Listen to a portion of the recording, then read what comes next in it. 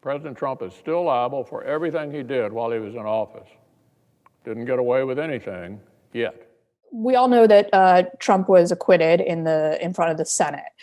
So that is no longer an avenue for holding him potentially accountable for what happened on January 6th. But there's all these other routes that people are pursuing to try to hold either former President Trump or some of his allies accountable, both for January 6th itself and for some of the chaos and confusion that happened in the weeks leading up to January 6th. So far, there's just one lawsuit that's pending against Donald Trump himself. It's a lawsuit from a member of Congress, Congressman Thompson. In America, we settle our differences at the ballot box. We don't have coups. We don't have riots. That lawsuit says that the riot itself violates a law that says it's illegal to use violence to interfere with the functioning of Congress.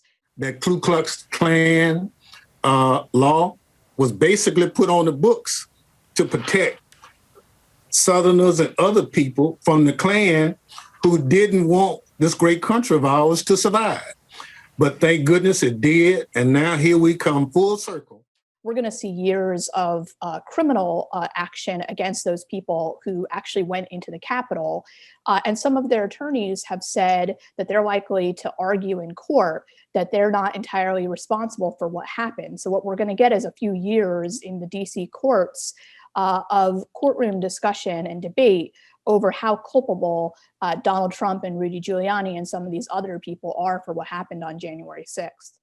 When you catch somebody in a fraud, you're allowed to go by very different rules. I do expect to see a variety of lawsuits filed, which could seek all kinds of penalties, including things like monetary penalties, which is not available in an impeachment. And it happens to be that some people who have real standing to sue, potentially they will argue it in court, are members of Congress because they can argue that they were essentially the victims of that day. They were the ones who were meeting and the ones who were whose actions were interrupted by this riot. We also have the fact that multiple people died in this attempted coup. This was a direct attack on our democracy, and Congress simply can't just sit by and issue strongly worded press releases as a response.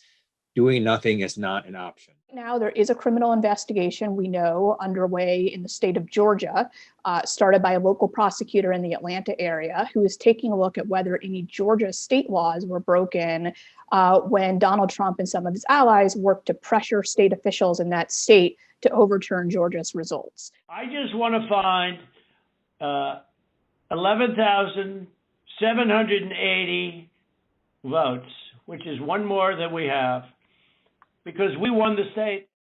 There's been a criminal investigation requested. We don't yet know if it will be opened in Wisconsin against a group of people who got together in December and declared that they were the state's electors, for Trump.